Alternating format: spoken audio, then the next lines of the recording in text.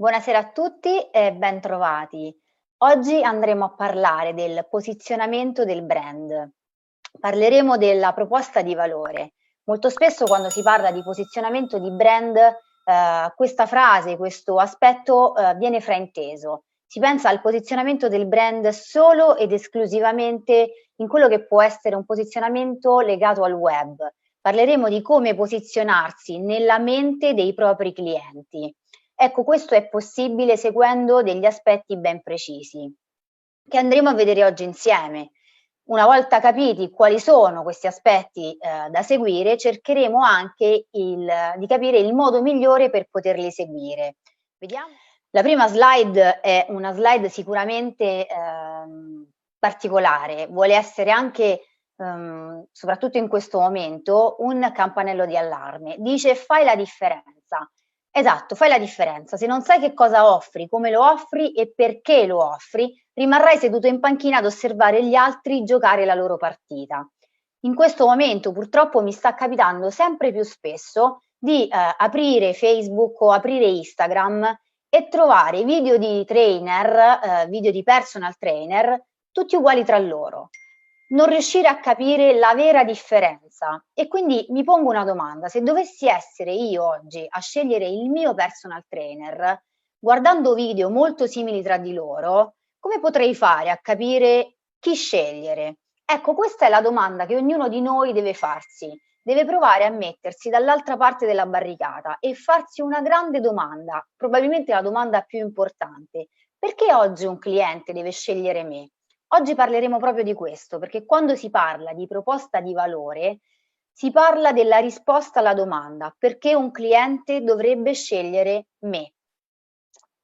Questo significa posizionarsi nella mente del cliente. Oggi parleremo di valore e parleremo di valore con un significato ben preciso. La parola valore deriva dal latino e significa valere. Quindi parleremo di quanto valgo io per l'azienda se lavoro per un'azienda o di quanto valgo io agli occhi dei miei clienti se sono un libero professionista. Potremmo estenderla al concetto di valore verso noi stessi o valore verso i nostri colleghi. Ed è una slide particolarmente divertente perché? Perché ci fa vedere un enorme barattolo della Nutella. Quando parliamo di valore irresistibile, dobbiamo chiarire immediatamente che cosa significa valore irresistibile. Che cos'è il valore irresistibile? Ecco, il valore irresistibile per chi si occupa di marketing è la fusione che avviene tra il prodotto e il brand. Quando questi due aspetti si fondono in un'unica identità, io ho creato un valore irresistibile.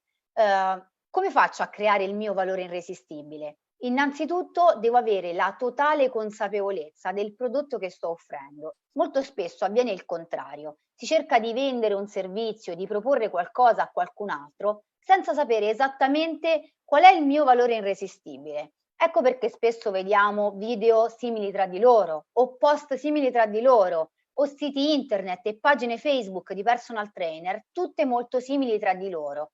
Quello che devo aver chiaro è che irresistibile è totalmente differente da importante e totalmente differente da carino o da interessante.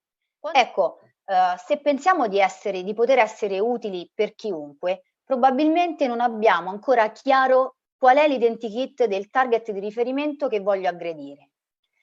E quindi questo è l'errore che inizialmente, facciamo un po' tutti, quello di buttarci sul mercato, pensando di poter essere utili a chiunque o pensando di poter pescare chiunque.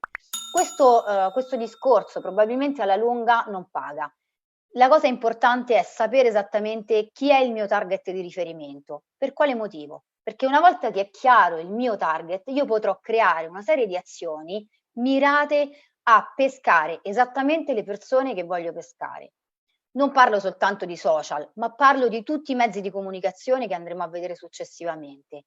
Più è chiaro il mio audience, più è facile, più è semplice riuscire ad arrivare direttamente nella mente del mio potenziale cliente. Una volta identificato il target di riferimento, si passa al secondo passo, ovvero ai servizi.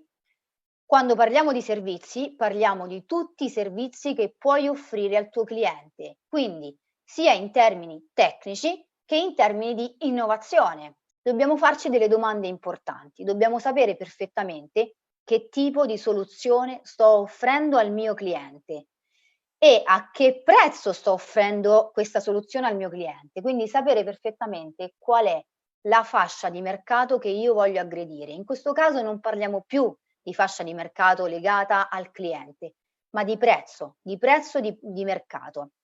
Qual è il mio prezzo? Ma soprattutto perché ho scelto di costare esattamente questa cifra? Per quale motivo avete scelto di costare quello che costate oggi? Quindi di valere quello che valete oggi? Non dovete pensare che analizzare la concorrenza sia scorretto e non dovete neanche pensare che questa cosa non deve neanche darvi fastidio. A volte mi fa sorridere questo aspetto, no? Io parlo con dei trainer, dei personal trainer che mi dicono no, non lo so chi è la mia concorrenza, non mi interessa, non voglio neanche andarli a vedere, io so che sono forte di mio e quindi non mi interessa analizzare la concorrenza. Sappiate che questo discorso non è un discorso efficace e non porta a nessun risultato. Perché? Perché analizzare e studiare la concorrenza significa saper diversificare il messaggio e l'offerta, due aspetti importantissimi. Quindi la prima cosa che devo capire è chi sono i miei competitor. Oltre ad analizzarlo attraverso l'identikit del cliente, ovviamente devo farlo anche in base ai servizi che offro. Quindi il secondo aspetto si lega decisamente all'analisi della concorrenza, perché andrò ad analizzare quella concorrenza che offre sicuramente dei servizi simili a quelli che offro io in questo momento. Quindi una volta che ho capito chi sono i miei competitor, devo chiedermi che cosa offrono, in che modo lo fanno, quali sono i loro punti di forza e quali sono le aree di miglioramento.